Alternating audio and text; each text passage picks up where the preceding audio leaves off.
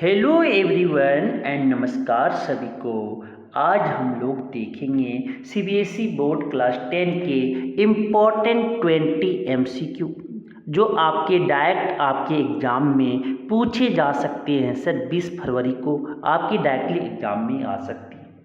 Similar questions आपको वहाँ पे देखने को मिल सकता है साइंस में। तो चलिए बिना लेट किए हुए हम लोग 20 क्वेश्चन फट से करते हैं, फटाफट 20 क्वेश्चन। तो पहला क्वेश्चन आपकी है। पहला क्वेश्चन है identify P Q and R in the following balanced reaction में। तो PbNO3 को जब हीट करते हैं तो क्या देता है, PbNO3 hold to lead nitrate. तब क्या बनते हैं, PbO बनते हैं, NO2 बनता है और O2 मिलता है। अब इसे रिएक्शन को क्या करना है, बैलेंस करना है सर। तो बैलेंस करना है तो यहाँ पे क्या है, लेड। पहले क्या करते हैं, मेटल को बैलेंस करते हैं। तो लेड 1 है तो लेड यहाँ भी 1 है। मेटल बैलेंस हो गया तो अब नॉन मेटल देखो, other than oxygen and hydrogen. यहाँ पे नाइट्रोजन 2 है तो यहाँ पे कितना 1 है, तो यहाँ पे 2 लगा दो। 2 जैसे लगाएं, ऑक्सीजन कितना हो गया, ऑक्सीजन जो है सर यहाँ पे 4, 2 6, 6 1 7 हुए, यहाँ पे कितना है 6 है।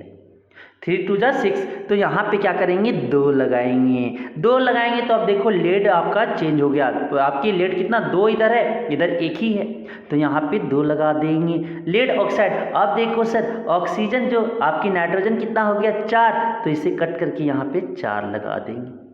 अब देखो शायद बैलेंस हो गए। लेड देखो 2 हो गया। नाइट्रेट आपकी सर नाइट्रोजन आपकी कितना 4 है, तो नाइट्रोजन 4। ऑक्सीजन आपके 3 दूनी 6, 6 दूनी 12 ऑक्सीजन है, तो यहाँ पे भी 2 ऑक्सीजन 8 ऑक्सीजन 8 2 10 10 और 2 ऑक्सीजन 12 ऑक्सीजन बैलेंस हो गए। तो P जो हो गया आपका कितना हो गया 2 हो गया। Q जो आपके हो गए आपका सर 2 हो गया, और आपका जो R हो गए वो भी क्या है 4 हो गया। मीन्स कि 2, 2, 4 हो जाएगा। ऑप्शन ए हो जाएंगे। नेक्स्ट क्वेश्चन आपकी अगला स्क्रीन पे आपकी next question master next question बोलता है क्या मास्टर, देखिएगा कि पहला क्वेश्चन बोलता है यहाँ पे match column 1 with column 2, select the correct option using the given codes. कि आपके क्या करना है, मैच कॉलम करना है, कॉलम 1 को कॉलम 2 से आपके सर सेलेक्ट करेक्ट करना है। तो ये मेटल डैट फॉर्म आपकी एम्फोटेरिक ऑक्साइड कौन बनाता है, तो आपका ए का जो हो जाएगा, ए का आपके 3 हो जाएंगे सर, ए का 3 हो जाएंगे।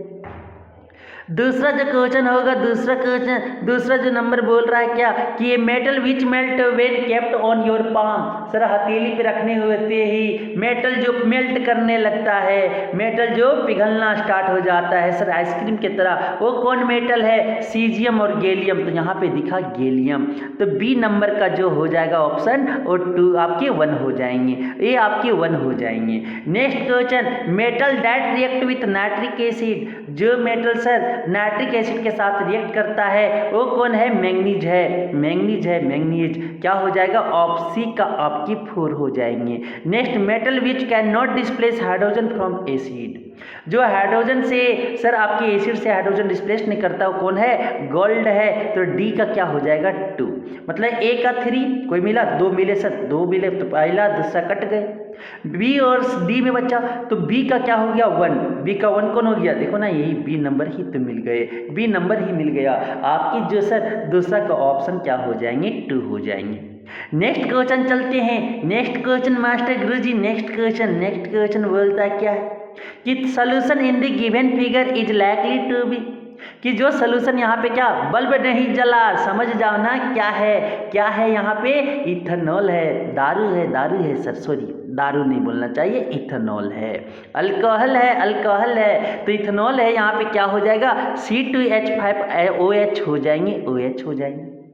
तो बल्ब सर अगर अल्कोहल के साथ पानी मिला के अगर आप डालोगे तो इलेक्ट्रिसिटी कंडक्ट नहीं करेगा, क्योंकि वहाँ पे कोई H+ आयन नहीं है, आयन प्रेजेंट ही नहीं है सर। ऑप्शन बी हो जाएंगे, ऑप्शन आपकी जो हो जाएंगे बी हो जाएंगे सर। नेक्स्ट क्वेश्चन आपके 3 का क्या हो जाएगा, ऑप्शन बी हो जाएगा, इथेनॉल हो जाएंगे। नेक्स्ट क्वेश्चन जो बोलता है कि for visual impaired students which among the following is considered as the strongest electrolyte. इसमें स्ट्रॉन्गेस्ट इलेक्ट्रोलाइट कौन है? स्ट्रॉन्गेस्ट इलेक्ट्रोलाइट कौन है? विच एमंग बोलता है फॉर विजुअल इम्पेयर, तो यहाँ पे स्ट्रॉन्गर जो आपकी है sir consider the strongest electrolyte. तो इलेक्ट्रोलाइट जो यहाँ पे होंगे स्ट्रॉन्गेस्ट, और डाइल्यूट एसिड होंगे, डाइल्यूट एसिड होगा सर, डाइल्यूट एसिड क्या हो जाएगा? ऑप्शन ए हो जाएगा। अल्टरनेशन क्वेश्चन है आपके क्या हो जाएगा? Option A. Which among the following is consider as strongest electrolyte. सबसे मजबूत यहाँ पे सर सबसे जो है इलेक्ट्रोलाइट जो है सबसे स्ट्रॉन्ग इलेक्ट्रोलाइट कौन है? तो जो सर एसिड होगा इनऑर्गेनिक एसिड बोलते हैं, ऑप्शन ए हो जाएंगे। नेक्स्ट क्वेश्चन जो बोला जाता है, next question an aqueous solution A turns phenolphthalein solution pink. A को किस में चेंज कर दे रहा है? पिंक में कर दे रहा है, तो कौन होंगे? पिंक में चेंज किया तो बेस होगा सर, पिंक में अगर चेंज किया फिनोल्फथालीन को तो कौन होगा? बेस होगा। एसिड में क्या करता है? वो कलरलेस कर देता है, फिनोल्फथालीन कलरलेस हो जाता है। अच्छा, on adding of aqueous solution B to A, B में ऐड कर रहे हैं एक्वस सोल्यूशन ए को, तो पिंक जो कलर जो है डिसअपियर हो जाए। पिंक कलर क्या हो जा रहे हैं? डिसअपियर हो जा रहे हैं। मतलब क्या बी जो होगा सर, बी को ऐड कर रही है मैं, तो बी आपकी एसिड हो जाएंगे, बी आपकी एसिड हो जाएंगे। Next, which of the following statement is true of the solution?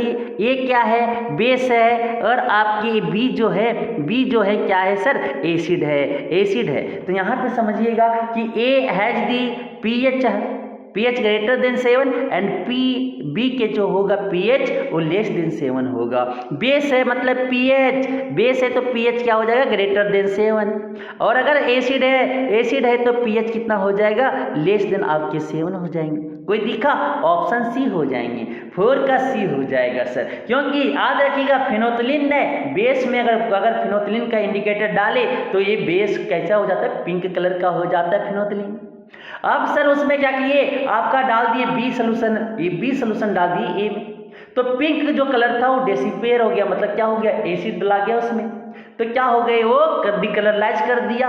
अब sir which of the following statement, तो ये क्या है? आपका ए जो था बेस था और बी क्या था? एसिड थे। तो बेस का जो होता है pH मान वो ग्रेटर देन 7 होता है, और एसिड का जो pH मान होता है वो लेस देन 7 होते हैं। अच्छा मास्टर समझ में आ गया। नेक्स्ट क्वेश्चन बोलता है मास्टर जी कि when 50 gram of lead powder is added to 300 ml of blue copper sulphate, कि अगर 50 ग्राम लेड पाउडर को 300 ml ब्लू कॉपर सल्फेट के सोल्यूशन में ऐड करते हैं, after a few hours the solution becomes colourless. Solution जो हो गया वो क्या हो गया? वो आपके कलरलेस हो गए। दिस एन एग्जाम्पल ऑफ, तो सर अगर आपका लेड आया पीबी मार्केट में आया, तो कॉपर सल्फेट के साथ रिएक्ट किया तो बाद में जो बना लिया वो लीड सल्फेट बना लिया सर, लीड सल्फेट बना लिए, और साथ में क्या बना लिया? आपकी कॉपर को डिस्प्लेस कर दिया। तो ये जो किए क्या? लीड यहाँ पे मोर रिएक्टिव है, कॉपर जो है लेस रिएक्टिव है, इसीलिए लेड ने क्या किया? कॉपर सल्फेट से कॉपर को डिस्प्लेस कर दिया, और इसको हम बोलते हैं डिस्प्लेसमेंट रिएक्शन बोलते हैं सर, डिस्प्लेसमेंट रिएक्शन बोलते हैं। ऑप्शन सी हो जाएंगे। नेक्स्ट क्वेश्चन बोला जाता है गुरुजी कि the electronic configuration of 3 elements x, y and z are, x का जो है 2,8 है और आपके 7 है, x का 2, 8, 7 है, मतलब आपकी x का जो हो गया 17 आपकी एटॉमिक नंबर हो गए। y का जो है 2, 8, 2 है, मतलब ये क्या हो गया? आपका 12 एटॉमिक नंबर हो गया, 12 एटॉमिक नंबर हो गए। अब समझिएगा ध्यान से, थोड़ा ध्यान से समझिएगा। अब जेड का जो है सर वो 2, 8, मतलब ये नियोन हो गए, मतलब कि ये 10 हो गया सेल का। तो क्या यहाँ पे निकाल सकते हैं? Y and Z are metal, सिर्फ यहाँ पे 12, 2 इलेक्ट्रॉन जो है वो लूज करेगा, बैलेंस इलेक्ट्रॉन जिसका 1, 2, 3 वो इलेक्ट्रॉन को लूज करेगा, मतलब वो मेटल हो जाएंगे। वाई जो है सर मेटल है। आपके जिसका बैलेंस इलेक्ट्रॉन 7, 5, 6, 7 हो, 8 हो, वो नॉन मेटल हो जाएंगे। तो वाई यहाँ पे जो है वाई मेटल हो गया, यहाँ पे एक्स जो है सर नॉन मेटल हो गए। और समझिएगा वाई जो है जेड जो है सर, जेड आपकी इनर्ट गैस है, इनर्ट गैस है, इनर्ट गैस है। तो अब यहाँ से कि Y and Z are metal, false. Y and X are non metals, Y and X are non metals नहीं है सर। कि X is a non metal, X is a non metal and Y is a metal, यही तो है option. X आपका क्या है, non metal है, और वाई आपकी जो है वो मेटल, यही तो निष्कर्ष निकाले। ऑप्शन क्या हो जाएंगे, सी हो जाएंगे। 6 का ऑप्शन सी हो जाएंगे। नेक्स्ट क्वेश्चन बोला जाता है विच of the following is an endothermic reaction. कौन आपके एंडोथर्मिक रिएक्शन है वो हमें बताना है सर। कि जो इसमें हीट का क्या हो, ऑब्जॉर्प्शन हो, जो हीट को खुद अपने आप में संभाले सर, उसे क्या बोलते हैं, एंडोथर्मिक रिएक्शन। फोटोसिंथेसिस जो खाना पकता है वो आपकी एंडोथर्मिक रिएक्शन है। तो बर्निंग ऑफ कैंडल वो आपकी हीट देते हैं सर। बर्निंग ऑफ कैंडल आपके क्या हीट देते हैं, हीट देते हैं। कुकिंग ऑफ फूड, खाना पकाने के लिए वो आपके भोजन को ऑब्जर्व क्या करता है, हीट को ऑब्जर्व करता है, तभी तो खाना पकता है सर, हीट को ऑब्जर्व कर रहा है। ऑप्शन बी हो जाएंगे, ऑप्शन बी हो जाएंगे sir. Cooking of food is an example of endothermic because it observe energy, heat energy.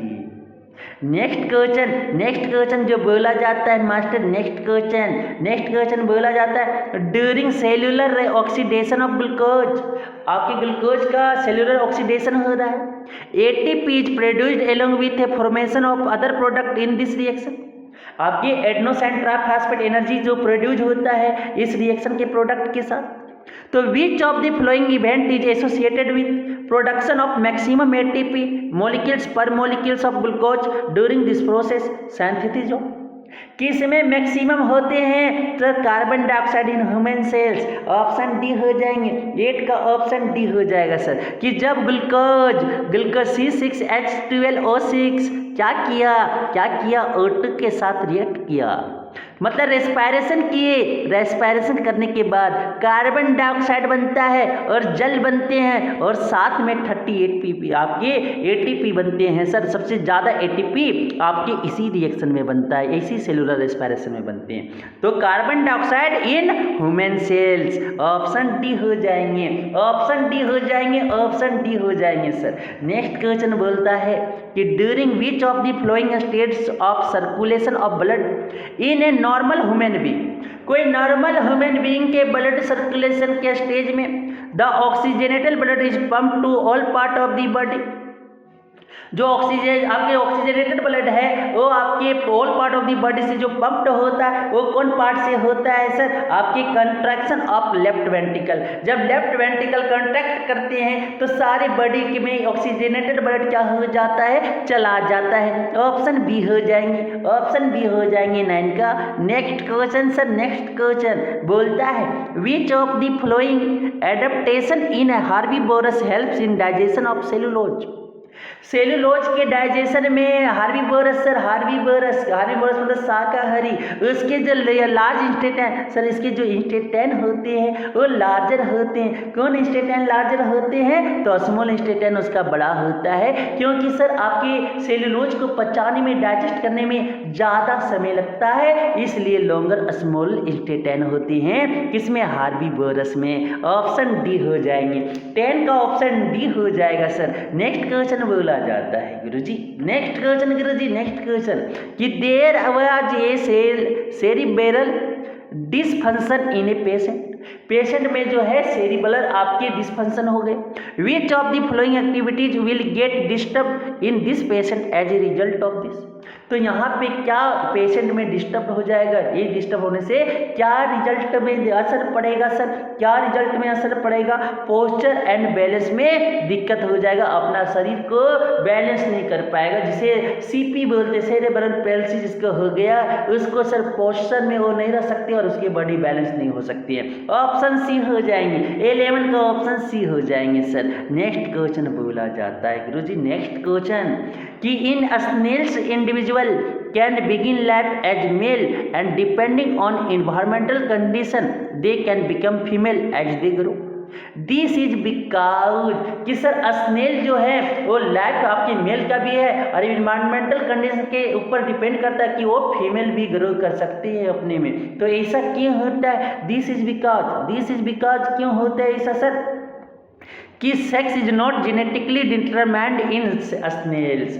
Snell's में हम ये नहीं डिटरमाइन कर सकते कि वो फीमेल है और या वो मेल है। अपने सिचुएशन के हिसाब से वो क्या कर लेते हैं, ढाल लेते हैं मेल में और फीमेल में। अब हम लोग सोच रहे होंगे कि हम लोग को अभी विकास ऐसे हो जाता है। गंदी बात नहीं, गंदी बात नहीं। कि स्नेल्स जो है सर, स्नेल्स में सेक्स डिटर्मिनेशन नहीं होता, जेनेटिकली हम सेक्स को डिटरमाइन नहीं कर पाते हैं। ऑप्शन डी हो जाएंगे, 12 का ऑप्शन डी हो जाएगा। नेक्स्ट क्वेश्चन बोला जाता है मास्टर, नेक्स्ट क्वेश्चन कि इन द फ्लोइंग केसेज ए रे is incident on A concave mirror. कि फ्लोइंग केसेस में एक इंसिडेंट रे कनकेव मिरर में क्या कर रहे हैं, फॉल करवा रहे हैं, इंसिडेंट करवा रहे हैं sir. In which case is the angle of incidence equal to 0। किस केस में एंगल ऑफ इंसिडेंस 0 होगा सर, इंसिडेंस आपके 0 होंगे। किस केस में, जब ए रे पास करवा दे सेंटर ऑफ कर्वेस, कहाँ से पास करवा दे, a ray passes through the principal focus incidentally obliquely, क्या हो जाएंगे 13 के जो ऑप्शन हो जाएंगे। ठीक है, जब हम सर कब होगा इसका सुनना, जब सेंटर ऑफ कर्वेचर से अगर कोई रे पास करता है, pole a focus a centre of curvature से, सेंटर ऑफ कर्वेचर से जब कोई रे पास करता है तो एंगल ऑफ इंसिडेंस क्या होता है, 0 होता है सर, 0 होता है। कि क्योंकि इसी में रे चला गया और फिर इसी में आ गया, तो यहाँ से नॉर्मल तो क्या कुछ नहीं बने, तो इसका जो इंसिडेंट है आपकी जो एंगल ऑफ इंसिडेंस होगा वो क्या होगा, 0 होगा। ऑप्शन क्या हो जाएंगे, ऑप्शन कि रे passing through the centre of curvature and incident obliquely, option क्या हो जाएंगे, बी हो जाएंगे 13 का सर, 13 का ऑप्शन बी हो जाएंगे। नेक्स्ट क्वेश्चन बोलता है गुरुजी, नेक्स्ट क्वेश्चन जो है सुनिएगा ध्यान से समझिएगा। नेक्स्ट क्वेश्चन जो बोला जाता है क्वेश्चन नंबर 14 कि सर आपकी कोई एक वाइट लाइट को प्रिज्म से पास करवाते हैं, ए और बी में टूट जाती हैं सर, तो बी वाले जो होंगे ज़्यादा लाइट बेंड कर रहा वो कौन होगा, विबजियोर मतलब वायलेट होगा, और ऊपर वाला ये जो होगा रेड होगा सर, रेड होगा। समझ में आ गया। तो रे ए जो है क्या है, रेड है, और आपकी जो रे बी है वो क्या है, वायलेट है। कहीं दिखा रे ए जो है सर रेड दिख गए, और आपके जो आपके रे बी है वो वायलेट हो जाएगा। ऑप्शन सी हो जाएगा मास्टर, ऑप्शन सी पे ताला लगाया जाए, ऑप्शन सी आपके सही उत्तर होंगे। नेक्स्ट क्वेश्चन, क्योंकि जब एक प्रिज्म पे से एक व्हाइट लाइट को पास करवाती हैं तो वो 7 कलर में डिस्पर्स्ड हो जाते हैं, डिस्पर्सन हो जाते हैं, स्प्लिट कर जाती हैं। जो रेड कलर कम बेंड करता है, विबजियोर आपकी विबजियोर वायलेट कलर सबसे ज़्यादा बेंड करता है सर, वायलेट कलर सबसे ज़्यादा बेंड करता है, तो ऑप्शन क्या हो जाएंगे, ए हो जाएंगे। नेक्स्ट क्वेश्चन बोला जाता है कि आइडेंटिफाई द इनकरेक्ट स्टेटमेंट, जो इनकरेक्ट स्टेटमेंट है उसको आइडेंटिफाई करना है। तो बोलता है energy available to the producer is maximum, energy जो अवेलेबल है प्रोड्यूसर में वो मैक्सिमम है। तो सर ये जो आपके it utilize most of the chemical energy, क्या होंगे इसका ऑप्शन, तो आपकी sir it transfer 10% of light energy to the next trophic level, क्या हो जाएंगे 15 का ऑप्शन जो होगा कि ये यूटिलाइज करता है 10% of light energy and transfer the rest to the next level, क्या हो जाएंगे। कौन करेक्ट है, आपकी इनकरेक्ट छाटना है सर, इनकरेक्ट। तो इनकरेक्ट में सर ये आपकी क्या पाला कि it is the first trophic level, producer जो होता है फर्स्ट ट्रॉपिक लेवल होता है, और 1% जो है लाइट एनर्जी डायरेक्टली सन से सोर्स से क्या करता है, ऑब्जर्व करता है, ये बात सही है। दूसरा क्या करता है सर कि सर सन से कितना 1% एनर्जी कौन, प्रोड्यूसर ऑब्जर्व किया। अब जो it utilize the most of the chemical energy for its own respiration, most of the energy जो रेस्पिरेशन के लिए यूज करेगा, ग्रोथ के लिए यूज करेगा, रिप्रोडक्शन के लिए यूज करेगा, मूवमेंट के लिए यूज करेंगे। अब जो है sir it utilize 10% of light energy and transfer the rest to the next trophic level, गलत बात, गलत बात, यही तो ऑप्शन हो जाएंगे कि सर 10% एनर्जी ओनली ट्रांसफर करता है एक लेवल से दूसरे लेवल में, एक लेवल से दूसरे लेवल में ओनली 10% एनर्जी क्या होता है, ट्रांसफर होता है, और आपकी 90% एनर्जी वो खुद यूज करता है। तो क्या हो जाएगा, ऑप्शन सी इज गलत, ऑप्शन सी इज गलत sir. Next question master, next question बोला जाता है next question, which of the following is not a role of decomposer in this ecosystem. Ecosystem में डिकम्पोजर का रोल कौन नहीं है, कौन नहीं है सर, कौन नहीं है कि enrichment of oxygen in the atmosphere, वो नहीं करता है। नेचुरल रिप्लेनिशमेंट ऑफ सॉइल, ये करते हैं सर। इनऑर्गेनिक मटेरियल जितने भी हैं वो मिला देते हैं। वेस्ट को डिकम्पोजिशन करते हैं, ये भी सही है। Break down of dead remains को भी ब्रेक डाउन करता है कि आपके एटमोस्फेयर में ऑक्सीजन को इनरिच नहीं करता है। कौन नहीं करता है? आपके डिकम्पोजर। क्या हो जाएंगे? ऑप्शन बी सही हो जाएंगे। ऑप्शन ऑक्सीजन में जो इनरिचमेंट नहीं करता, कौन करता है? प्रोड्यूसर करता है, ये ध्यान रखिएगा। नेक्स्ट क्वेश्चन आता है, ये असर्शन और रीजन है। तो पहला जो है, both A and R true and R is the correct explanation of A. B जो बोलता है both A and R true and R is the not correct explanation of A. और बोलता है A is true, option C जो है A is true but R is false, और D option जो है A is true false but R is true. तो 17 question पढ़ता हूँ, 17 नंबर सुनिएगा। On adding dilute HCl, dilute HCl को ऐड कर रहे हैं कोई टेस्ट ट्यूब में जिसमें सब्सटेंस कंटेन है X, एक कलरलेस गैस इज प्रोड्यूस्ड, एक कलरलेस गैस वहाँ से प्रोड्यूस हो रहा है। मतलब कौन गैस प्रोड्यूस होगा? H2 गैस, कलरलेस, जो which gives A pop sound when burning match stick is brought near. इसके नज़दीक में अगर हम जलाते हैं तो ये पॉप साउंड के साथ जलता है, मतलब क्या होगा? हाइड्रोजन गैस होगा। तो इन this reaction metal X is displaced by hydrogen. जो इस वजह कि X जो है डिस्प्लेस्ड हो जा रहे हैं, किसके थ्रू सर? किसके थ्रू? आपके हाइड्रोजन के थ्रू। गलत। हाइड्रोजन जो डिस्प्लेस्ड हो जा रहा है X के थ्रू डिस्प्लेस्ड हो जा रहा है, ये होना चाहिए था। मतलब आपके सर रीजन असर्शन सही है, ये जो है आपका ट्रू है सर, और आपका जो रीजन है वो आपकी फॉल्स है। यहाँ पे क्या मेटल ने डिस्प्लेस किया हाइड्रोजन को, क्योंकि मेटल जो है मोर रिएक्टिव है कंपेयर टू हाइड्रोजन, तभी आपकी हाइड्रोजन गैस बन सकती है। तो क्या हो जाएगा? असर्शन इज ट्रू एंड आपके reason is false. Option C हो जाएंगे इसका आंसर सर। ऑप्शन जो हो जाएंगे, ऑप्शन इसके सी हो जाएंगे। A is true and R is false. कोई दिखा? ऑप्शन सी है ना, ऑप्शन सी हो जाएंगे। Next question master, next question बोलता है कि असर्शन बोल रहा है कि the number of chromosomes in a cell and in a germ cell is not the same in any species. कि जो क्रोमोसोम होते हैं सेल्स में और जर्म सेल में, वो आपके सेम नहीं होते, कोई भी स्पीशीज में वो आपके सेम नहीं होते हैं सर। और आपके बोला जाता है when two germ cells combine they restore the normal number of chromosomes in a species. तो सर कि आपके नंबर ऑफ क्रोमोसोम जो सेल में होता है और जर्म सेल में होता है वो सेम नहीं होते हैं, एनी स्पीशीज का सेम नहीं होता है। ये सही बात है, ये सही आपके इक्वल नहीं होते हैं। तो बोलता कि जब दो जर्म सेल आपके कमेंट करते हैं तो ये नॉर्मल नंबर ऑफ जो क्रोमोसोम होता है स्पीशीज का वो रीस्टोर कर लेता है। क्या करता है? रीस्टोर कर लेता है। ये भी बात सही है, लेकिन करेक्ट एक्सप्लेनेशन नहीं है। Both A and R true but लेकिन R is not correct explanation of A. क्या हो जाएगा? ऑप्शन बी हो जाएंगे। 18 का ऑप्शन बी हो जाएगा सर। नेक्स्ट क्वेश्चन आपके जो बोले जाते हैं सर, नेक्स्ट क्वेश्चन सुनिएगा असर्शन रीजन के नेक्स्ट क्वेश्चन जो है क्या बोला जाता है? एक convex mirror always form an image behind it and the image formed is virtual. सही है कि एक कन्वेक्स मिरर जो होता है हमेशा वर्चुअल इमेज बनाता है और बिहाइंड द मिरर बनाती है, बिहाइंड दी मिरर बनाता है। बात सही है। दूसरा रीजन जो बोलता है according to sign convention the focal length of a convex mirror is positive. According to sign convention आपकी जो फोकल लेंथ होता है वो भी पॉजिटिव होते हैं सर। तो बी आपके हो जाएंगे।